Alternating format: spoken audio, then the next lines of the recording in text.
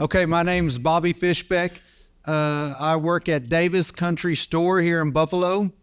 I've been working there for about 30 years now. January, my in-laws owned it. It's a family business. They retired. My wife and I bought them out. So we have 2 locations. So I am a business owner as of today, or January.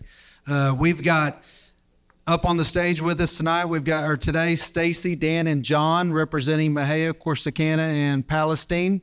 I will let them introduce themselves with the first question we get into, and then we'll just move on from there, okay? So the first question today for these guys is, the session is what is in it for me? So, leveraging local resources for business growth, EDC. So as a new business, first I want to ask, do we have new business people wanting to become a new business, or do we have existing business people here today? Are existing, any new? So we have some new and we have some existing. Okay. So what local resources or support systems such as the EDC, Chamber of Commerce, would you recommend to these new business entrepreneurs or the existing ones? What do you have available in each of your communities there that you can offer to them for their support through growth in their business, or just utilizing the resources that are available to them today? And we'll start with Stacey. And then you can also just tell them where you're from and what you've got. I am Stacey Bush, Mexia EDC, Economic Development Corporation. I am the newbie in town. So these guys are going to be the leads, okay? But I would say work with your local Economic Development Corporation in your area, your Chamber of Commerce. That's key. Networking, communication. I know governor's office out here, they do a lot in our areas with our small businesses as well for their economic development. So that is key. But again, it's communication, networking, and working. So come to see us, all of us. We have grants available for new businesses and existing businesses. So we're here for you. Hello, I'm John Boswell. I'm the Director of Economic Development in Corsicana and Navarro County. And I'll say to both there are things for both new and existing businesses that I think your economic development people can help you with. And those could be things like, we have a lot of information statistic-wise. We have information on wages. Ask them if they have some tables they can send you, particularly for wages. That might help you when you're planning and expansion. We have a lot of the demographic data. We buy it. Well, you probably have it as well, that we like to share. So this isn't really grant dollar related, but it's information that you can use as you're looking at your marketplace, as you're considering what your expansion plans might look like, or your business model. So I think those are some of the resources that we can provide businesses across the spectrum, no matter whether you're a retailer or whether you're in an industry or something to that effect. So I think the data is probably the biggest resource that your local economic developer can help you with.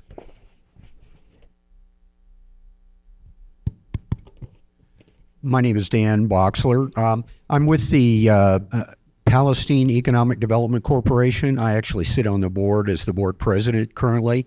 I've worked and created small businesses, worked for very large businesses, and a variety of those things, and especially worked with a lot of companies who have started businesses. And as far as the basis of the first question, your Economic Development Corporation does many different things. That's certainly true as a resource, but they also have a wide variety of contacts. It doesn't mean that the EDC will necessarily have every resource or answer every question, but economic development corporations in a city or an area have lots of touch points and resources that make up what they do and the tools that they use to help businesses in their area, whether it's someone thinking about a new business, maybe just a startup that's looking to take a next step, or an existing business that's looking to expand, let alone companies that want to come to a particular area and potentially open up their operations there or expand operations there. So in short, an economic development corporation is a key connection resource, not just for information or programs, but for ideas and connections all throughout the community and the area. Yeah, thanks, Dan. And I want to add to what he's saying. One of the biggest tools that we typically use to help businesses is the tax abatement. Some communities have some incentive dollars that they can use, and that's probably the most misunderstood tool that we have as economic developers. And every business that comes to our office wants a tax abatement, but they don't typically qualify, at least in Corsicana, for tax abatements. And let me try to explain that a little bit. So what we're trying to do in the Economic Development Office is to grow the economy. And so we want to, the tax abatements that we have are targeted to certain employers. And those would be probably easiest described as manufacturers, primary employers, those whose wages come from outside the community, dollars come from outside the community to pay those wages for those manufacturers.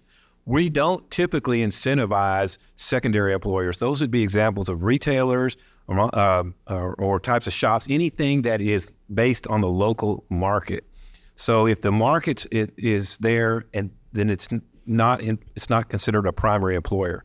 So we want to incentivize ones that grow those. So if I didn't get a tax abatement for my business, well, you're the wrong kind of business to qualify for that. It doesn't mean that you're not appreciated by the local economic development. We want to create the economy strong enough so that your business is successful in that market. And so that is probably the biggest misunderstanding that we have in economic development. So either any of y'all can answer this. So for the smaller businesses like ourselves, what do you have in place that will help grow their business? Are grants, trainings, tools, anything that can help grow their current business that, they may not qualify because of the size or the numbers of the... Yeah, so I think data is probably the biggest tool we have to help businesses. Those are traffic counts, again, wage rates, any type of housing starts data that you can use in your business model. But typically it's not grant dollars, that we don't typically give a lot of those out to just all kinds of small businesses. And again, size is not the issue for us really, it's what they do. There can be small primary employers and there can be large secondary employers. So it's really not the size that we're going for, but really the impact to help grow the economy. So are there any grant programs within any of y'all's for small businesses? Again, I'll say for us, we don't have grant programs, but our incentives are targeted to type of employer, not size of employer.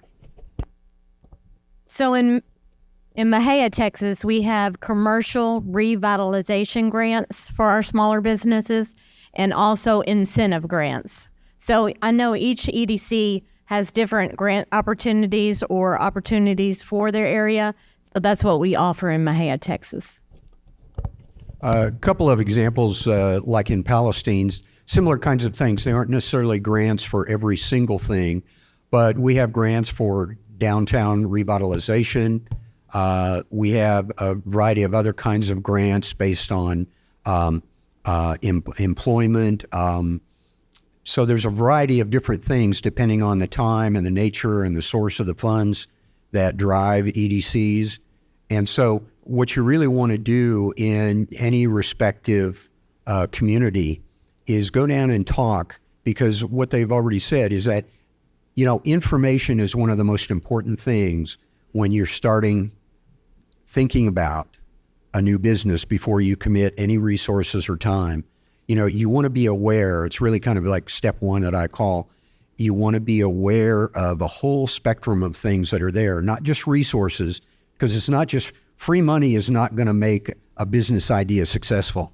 It's all the other things combined, but it's one of the elements that you want to see what's available as many of the other programs and other sources of funds or loans that you're going to approach. They're going to want you to have some knowledge of those and to be helpful, because then you can be complementary to what they're trying to do and what a given organization can assist you with. earlier, some of the panels talked about some of the financial support that you get through the banks, the loan offices. Is there anything the EDC does that helps new businesses or existing businesses when they're starting off? The financial hurdles get a little bit hard at times. So are there any programs or tools or educational classes that y'all do through the EDC that helps financial support in these businesses? So in Corsicana, we don't. I mean, our typical answer is that there aren't free dollars for businesses. No, we do. Again, we try to find ways to reduce barriers. There's a lot of things that we can guide people through. One of the great tools that is available to small businesses that are starting up comes from the governor's office. There's a whole handbook of all the licenses and how you can connect with those. And I give that information out on a weekly basis to businesses that are starting so they can figure out where they need to go and get registered. We also refer people regularly to the SBDC to help do business planning. And those are probably the two big references that we work with. But for the most part, again, in Corsicana, we may be different than the other cities. We don't have a lot of financial incentives. So what support would you give to businesses as far as building strong business networks and communicating within your communities to help grow and sustain your business? You know, it's certainly information, because every type of business has a little bit of a different approach in what they're looking for. And in Palestine, for example, we have actually now 2 business parks. One business park that's been there for quite some time, a brand new one that we are just in the early phases of doing some advanced development, particularly for new rail capability, which is still a major need now and in the future.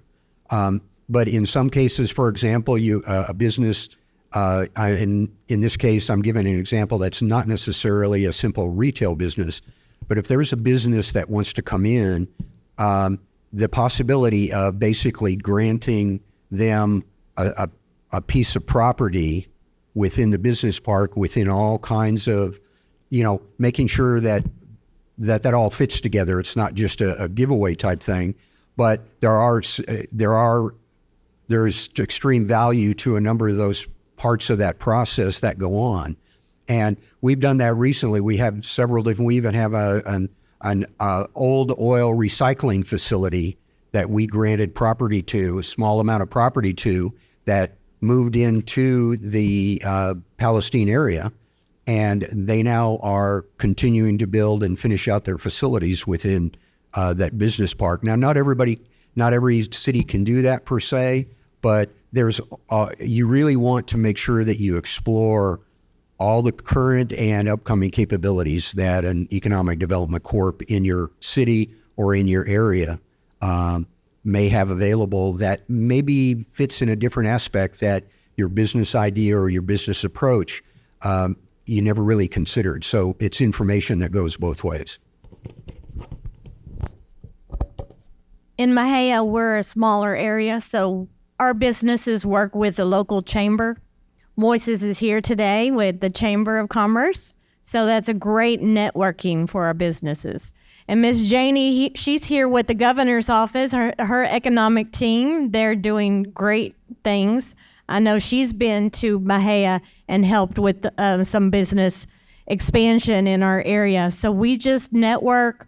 We have collaborations. We work with so many people. So every day we have someone coming in with a new idea. Maybe it's startup. And we're also bringing workforce solutions to Limestone County because we don't have that. So it's a huge networking team, and everyone here is a part of it. So you coming here today is making the first step in just network, collaboration, and working with all of us to make you succeed. Because I went to work last year, and I told my husband, because I retired from Harris County after 25 years, just like Mike, I didn't learn very well. Within a week, I had economic development. So my husband said, "What are you going to do in economic development?" I said, "I am here to help others, to serve our areas, and to make dreams come true. And I know we can't always do that, but you can have someone come in and have a simple need, but our job here is to help them and communicate what opportunities they might have. So it's very essential to making that possible. And I'll add that I think one of the things that you can do is when you're talking to your local economic developer about what your issues are, an example that we've heard is that the biggest issue for young people that you're interviewing, your workforce, is that they don't look people in the eye and they talk like this, and you can't hear what they're saying. And they so we've relayed that back to the school district. We say, hey, we've talked to some folks and here's what we're hearing. And so the school district has started working on making sure people know how to shake a hand, look people in the eye, and how to talk to them. And that is something we heard as feedback from our businesses that were talking to us. Mike, you may have heard the same thing, I don't know, in Buffalo, but the thing is that those are the things that we can do to help you. If we hear what your concerns are, it's not cash that we're giving you, but we're trying to help get your concerns back to the people that can help you. So let's kind of change it and just go back out here to the audience and y'all and people like myself that have the small business. What do you want from them? What are things that you need that you may not know or they may not know? So we want y'all to ask them some questions, or is there something out there that you need as small business owners that will help you? Is there something that they're not offering? Do you have any ideas, suggestions? Anyone? So my small businesses has got a new complaint, and I don't know how to handle it. I work for the Jewett Economic Development Corporation. They are getting bombarded asking for donations, and they don't know, being a small business, they want to do more for the community, but they don't know how to choose. So how would you suggest for me to talk to them about donations to fundraisers and local events coming in the community? So you're asking for nonprofits are coming to you and asking for donations and everything. And, that's a tough question because we definitely want to help others, but we have to follow our bylaws and we have a board. So we try to, come up with creative ideas, but again, we have to follow our bylaws. So it is tough because we definitely want to, help our nonprofits. How about you guys? Exactly. Same answer. I mean, we don't have anything in our budget for supporting nonprofits specifically, so we don't have that. But sometimes if you're economic development or doing surveys or doing some type of assessment out there, you can work it in your budget. So it just depends on your budget and what's been improved on advertising. So we have different budgets in different areas. So sometimes you can be creative on that if you're going out and advertising your economic development in that area. Just one of the background points regarding that, regarding EDCs, is they're not just another organization. They're usually, and I'll use the example in Palestine, we are a separate chartered business under the state of Texas laws, and there's a whole variety of things. And they're usually, we're certainly supported, as most of them are in different ways, by some amount of tax. There's different sizes, different qualifications in terms of the revenue sources and things like that. And as a consequence, because those are essentially, in many cases, public tax dollars that are available, there are there's significant rules and regulations that the state and laws and the U.S. government and taxes require. So it isn't just an arm of something else. It's usually a corporation itself that has to follow these rules. But it doesn't mean it has to be complicated. It just means that there are many, many resources and different types of things that are available. We have matching grants, for example. We've taken care of several of those some time ago for some improvements of cities or of some of the buildings in our downtown area.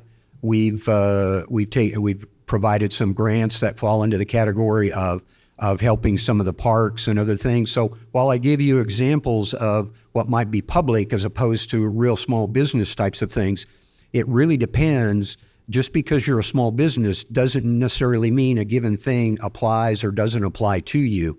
So you want to spend time with and get to know the people in your economic development corporation or your economic development organization, however that may be chartered or organized, to understand the full range of things that they can possibly do. Because beyond money and resources, which small businesses always, that's the first thing you think about.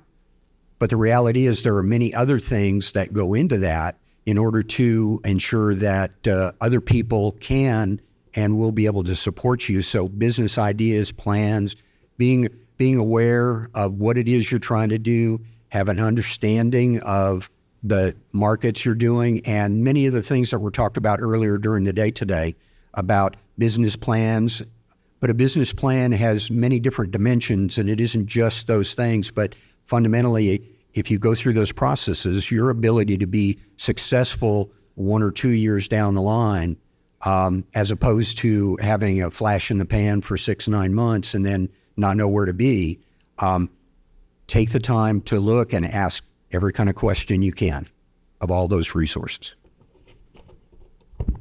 Does anyone have a... I think he kind of answered part of the question that I was going to ask for Corsicana. I guess you would have to have a full discussion to determine, but in listening to you, it doesn't sound like Corsicana is, from the economic development standpoint, is in favor of small businesses. Yeah, so let me clarify. So we don't have, so some communities have economic development corporations that have some dollars that they can do with a pool full of money. In Corsicana, we do not have that. That same half cent that typically goes to economic development goes to property tax reduction, which I would say helps all citizens, small businesses included. So I think that's where one of our biggest, we don't have a pool full of money to create grant programs from. So our biggest tool that we use is the tax abatement or 380 agreements to help businesses that we may be able to do reimburse some sales tax that way. But for the most part, grant programs we don't have any of that, and so it doesn't. In our case, we don't have these grants to give people. We're taking it out of your homeowner's tax that you pay in to give it to someone else, and that's a bad public policy. So we just don't do those things. Bobby, let me throw something out real quick to have the guys respond to. Would you talk about being a type A, type B? And I think that might clarify some. And then if you talk about the allotment, or you can spend 10% of your budget discretionary. Could you guys address that? So that might help some of these small businesses. With this in Texas, you can be a type A or a type B economic development sales tax funded corporation. And in Corsicana, we are not either. We don't actually have an economic development sales tax funded corporation. How about Palestine? In Palestine, yeah, okay. In Palestine, we're a 4B, so it gives us the ability, again, because these are tax dollars, the state dictates what you can and can use them for and amounts and so forth each year. But those are extremely important for many things. One of the examples, we talk about money and other things. One of the things that we quite frequently do for some of our medium or larger companies that want to come into the area. Some example is we can do grants to offset the cost for something very specific. And I'm not saying this is what everybody can do, but for example, it's not uncommon for a bigger employer who's building or rehabbing a facility to have a grant that goes against a cost of them revamping a new building for fire suppression, for example. And we've had a couple of those where we've granted $50,000 to an employer that came from Central America that's just ready to get started. And in other cases, we've done one that has been in the U.S. but actually is overseas out of Asia. But we have the ability to do that if you have those kinds of tax dollars available and the structure. So there are many different structures. So one EDC is not necessarily exactly the same as the other, but they are one central information resource for your community, regardless of whether you're just starting, you just have an idea, all the way to a company that you want to do something a little different. You want to add some things to that. Use all of those resources, because we very often also refer people to like a chamber of commerce because they're looking for a partner for their business or a supplier for their business. So we look at everything as an ecosystem and as a resource. We may be a resource not for the information, but we can be a resource for the reference, and vice versa.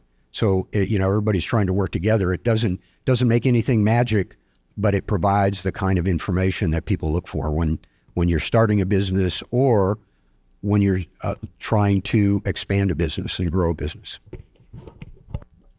So in Mexia, we're a type A and B, so we're an umbrella under the city. So our budget has to be approved through the city. And if someone comes to us for a grant, and if it's over a certain amount, it has to be presented to the board and to the city council. So it just depends, and each area is different. I know we're in Limestone County, so there's opportunities there. In the room, I know we have Cindy Walker Foundation, and they receive some grant dollars for tourism. So, it's just every area is different, and there's opportunities there. Just talk to each of us and see what those opportunities, because our job is to drive jobs, growth, economic growth. Working on business expansion. So there's so many opportunities, and we've done help with our local Cool Cats. That was a daycare. So I worked with her one-on-one. She found a location. She set up her daycare because that was an essential need in Mexia. And she came to us to grow that area, to grow her business.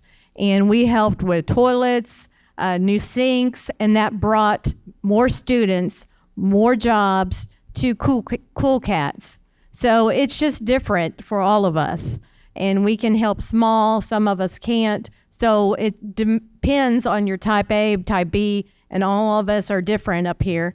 So you just check with your EDC in your area, work with your local government, especially the governor's office. They're great. So just ask the questions. That's key. And be involved. I know I'm involved with so many different groups, and it's great. And I have people all the time coming to me. What can we get? We're not a bank, y'all. Okay? We're not a bank. But we can get you to the right person.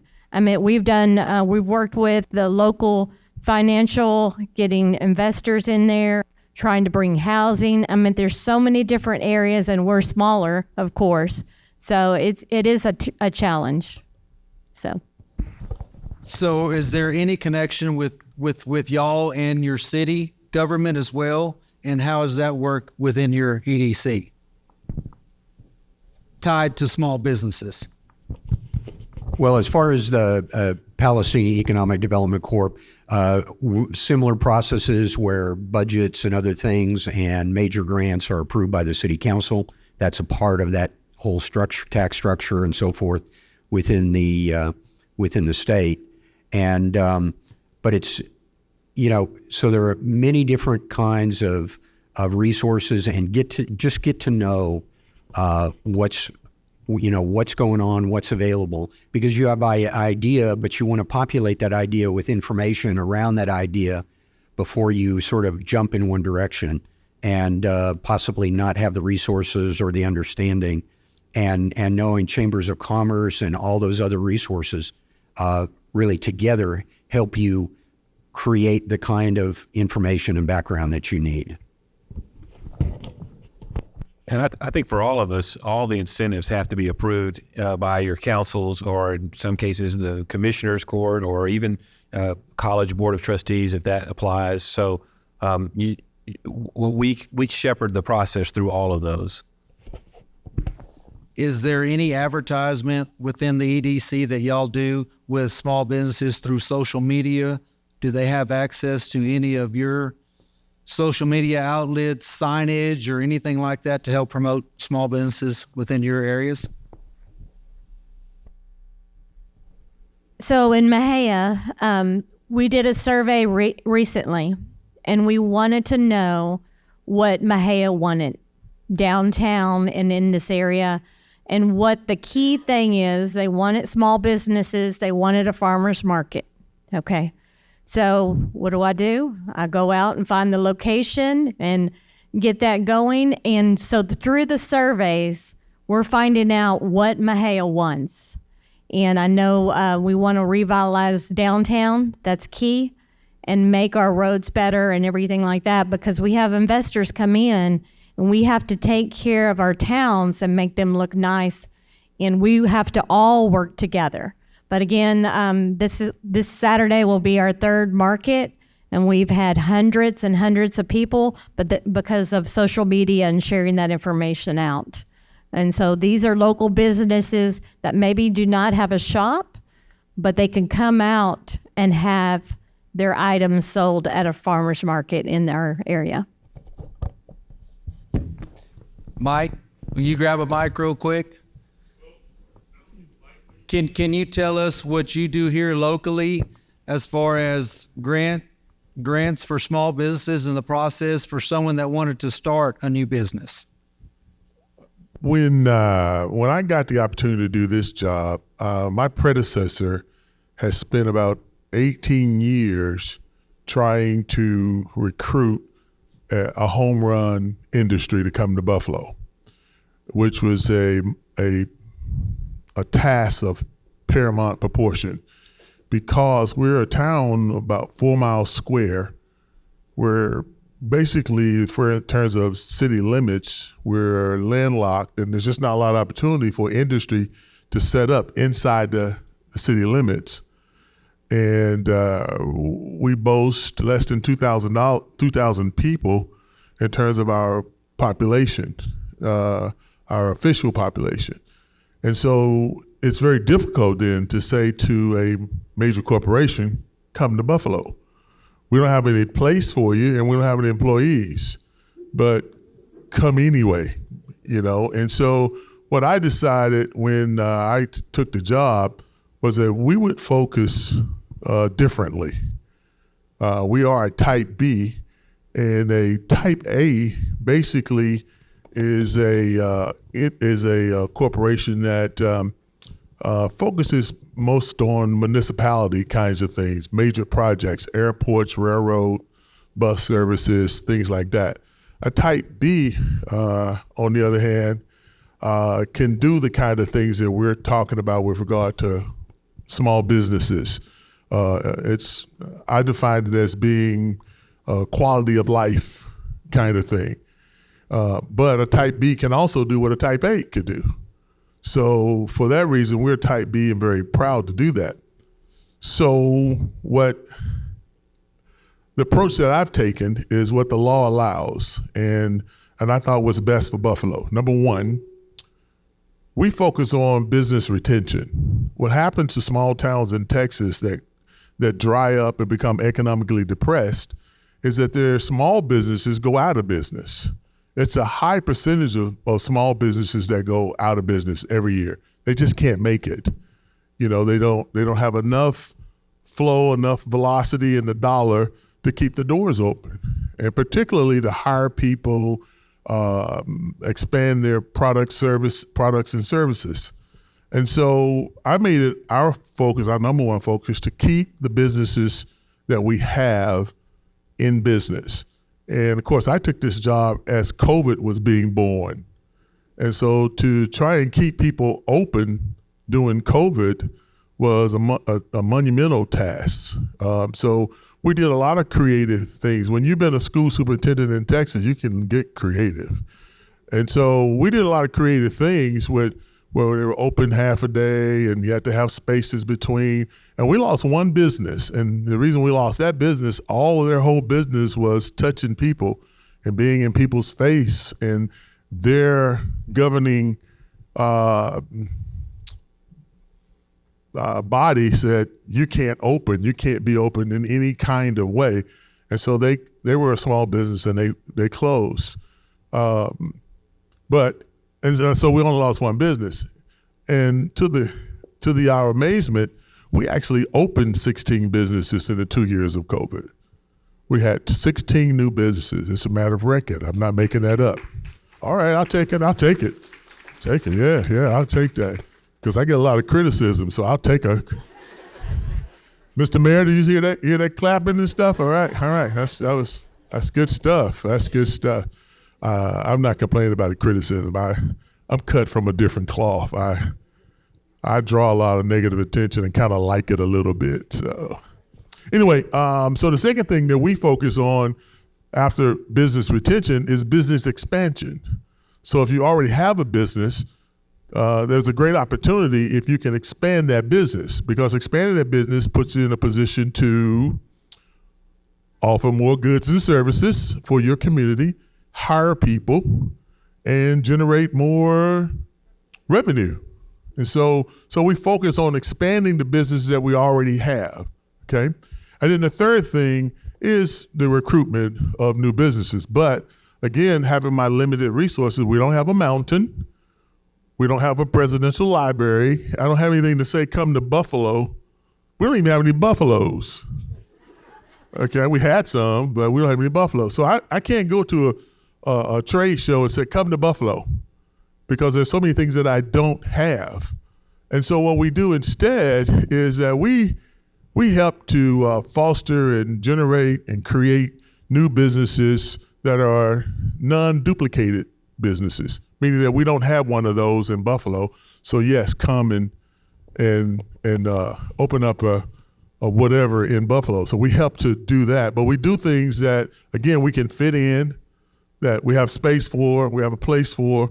And so that's our primary focus, is small business. That's why this is so important to us, is that that's how we're going to survive and remain a viable city economically, and to support the reign of the cities, sister cities in our county.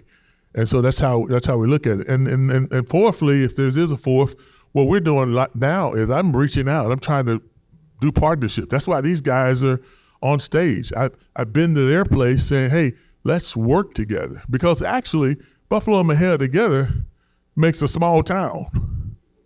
You know what I'm saying? And we're so close to Palestine, and rather than competing with Palestine, our plan is to work with Palestine. And this guy, John, in the middle, has so much information. I went to his office and I got overload. He's just got so much information and knowledge and experience. And so what we're doing is we're working together, because there's a lady here from Fairfield that, okay, so when I met her from Fairfield, what I'm going to do is I'm going to talk to my counterpart in Fairfield and say, hey, let's help this lady in Fairfield, because if Fairfield does well, it benefits Buffalo. It's 20 minutes away. You can drive to Fairfield to go to work, or drive to Buffalo to go home, or whatever the case may be. So I think it's also attitudinal, and it's with regard to perspective, and what you want to focus on as a city. Some cities don't have to do what we're doing. Corsicana is one of those cities. They are blowing and going. They're doing it. Same thing with Palestine. They are just going.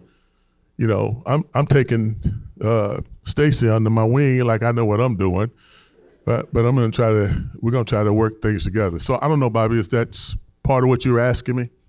Yeah, I was just trying to give an example that all four EDCs are doing things within their community, but they're all different things, and they're all have to have a different approach. I've been fortunate enough to work with Mike for many years, and I'm a Mike fan. He does some things that helps our small community, and he focuses it, where Corsicana's hands are tied on some of the things that they can do and how they have to approach. But I guess by bringing you into that conversation, I knew what your hand does, and I've heard what theirs do, and they all do something for their communities. It's just you've got to find out how they can help you in your small business within your own community where you are, because every one of them are a little bit different. And I'll add to this, and we had a great time when Mike came to the office. What you'll find in the economic development world throughout the state of Texas is that we are competitors with each other. We're competitive communities, but we're also cooperative. So, if I'm going toe to toe against Palestine, it's game on. But if I don't have a shot to get it, I'd rather it go to Palestine than say to Kaufman, for example. Just kidding. I just used you for an example. I'd be happy for them to go to Kaufman, but rather than Mexia. No, just kidding. I just did that. But the point I'm making is that we would like to keep it as close to us. So if I get a lead that doesn't fit, but I know that it might fit in a community nearby Corsicana, I'm going to try to work cooperatively to move that lead, and so it can be successful, because we'll benefit from that. We'll rise together. And so we love to compete with each other, but we also, it's more like a family. The closer to the community that you work in, that's your circle. And the further away you get, it's not. So it's a real fun job to have, because we compete and yet we support each other at the same time.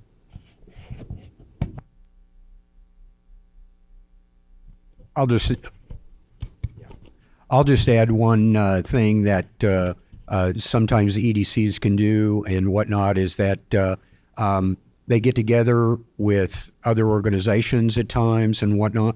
There are grants. In fact, we just recently received a grant, an economic related development grant from the state for a partnership between us and the community college to put together an electronic training type program to help drive employees for the existing and area businesses, particularly, whether it's a company doing hydraulics or any kind of thing like that. There are a lot of different things, and having the computer skills and the certificates to do that. And we were just very fortunate, actually, right before the end of the fiscal year, to get notified that we had that. But again, it was a program that we put together a lot of time and effort into with the local branch of Trinity Valley Community College, and others are kind of involved in that indirectly. But there are lots of things that that an EDC can do in different ways based on what's there, and it doesn't have to necessarily be a geography. It's like it's been said up here. It's cooperation really more than competition, even though it seems like it when you stand and look on the outside. So there are lots of possibilities that can go through the process of economic development corporations and the resources they provide. It's not necessarily something to look at as just a possible source of a loan or a funds, but because funds do one thing, but what about partners, or what about ideas? What about employees of different organizations, schools, maybe generating new employees? I'm not talking about poaching other employees per se, but there's a lot of those kinds of things that they can do that helps even the smallest business as a whole. And we work very closely in Palestine with the chamber and all of the various organizations like that on information, on references, resource, Texas Workforce Commission, those kinds of things. And that helps bring everything together in a lot of different ways. So there isn't just one way to describe economic development in any locale or any city, because there are lots of different moving parts. There isn't just one point that exists there. And that's important for existing businesses that want to grow, as well as people considering a new small business of really almost any kind. At least it's always worth taking a look. I think kind of what we heard from all the panels today is that we have programs, we have EDCs, we have loan officers, we have banks, we have a lot of different tools that we can use. So for me, a small business in my mind is, it's like mine, family owned. At the end of the day, you can have all the loans, you can have all the support groups, but we got to get up every day and we have to do it.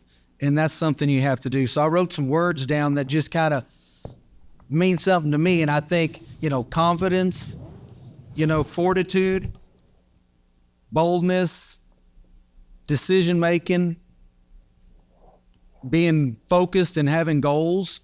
I think you have to have that in your small business, and you need to dream big, in my opinion, and build your own empire. Don't worry about looking out the window at somebody else's. Build your own. And I always tell people, don't look backwards, because you're not moving forward if you're worried about what's behind you. So all these tools that we use are there for us, and they may not always be money, because you still have to manage that money and you still have to manage those programs. So at the end of the day, it's always going to come back on us as a small business. So for me, that's the way that I look at it, and I try to take my approach. And it's not, I don't get up in the morning and tell myself, I wrote it down, I don't have to do this, I get to do this. And I think that's the difference when it comes to a small business. And if you don't have that mindset or that mentality, I think that's where those failures set in, and it's not because of the programs or the connections. Network, communicate, talk to lots of people, and then utilize all these tools out here where they benefit you. And not all of them benefit you, but they still have information that can lead you to one that will. So for me, that's what I have as far as closing. And if any of y'all have anything, I would love for you to jump in there and just close with something. That's all I got. Bobby, thank you so much for, if you have any more questions, all right. Sorry, I'm back on the mic. My other hat is the Cindy Walker Foundation, and I can tell you without the Mexia EDC's support of that effort, which is a nonprofit, without their support, we wouldn't be as far along as we are right now. They've helped us do 2 festivals in town, which have brought mostly people outside into Mexia, which also, those type of events also qualify you for HOT money. So if you are a nonprofit, also look into that. But the wonderful thing out of all of this is their support of us then comes back to them. They are now, Mexia is, am I allowed to say it? Oh, okay. Mexia is working toward getting its music-friendly certification with the state of Texas through the Texas Music Office. And Stacey has planned, she headed this up. And so now Mexia is going to be a music-friendly city, which is wonderful for Mexia. And then we also got the Texas Country Reporter to come out and do a story about what we were doing. And that's publicity that goes right back into what the EDC is all about. That is great publicity for the city of Mexia, and it shows that all of that support that they gave to us is paying off with people hearing about the great things that our city is doing. So I thank the EDC. I think my question, if there is one in there, even someone who speaks for a living, it's scary sometimes going in front of an EDC or the city council to pitch your idea. And especially for me, I'm not a business major. I'm a journalist. I was asked to put together a budget and a marketing plan and all of that just to pitch to the EDC our event. So when people, business owners, or whoever it is that's coming before you, what do they need to have to basically pitch to you their idea? Because there are specific steps in Mexia, and I'm sure there's specific steps here in Buffalo that you do have to follow and have to take.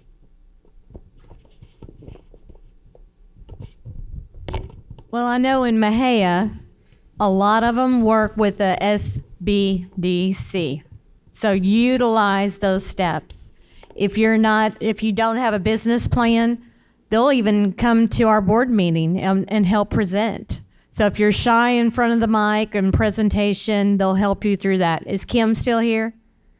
There she is. I know Kim's not our area, but Ms. Terry is in our area. So utilize those skills that you feel like you're not comfortable presenting in front of the board or the city council. So use those free services, definitely so.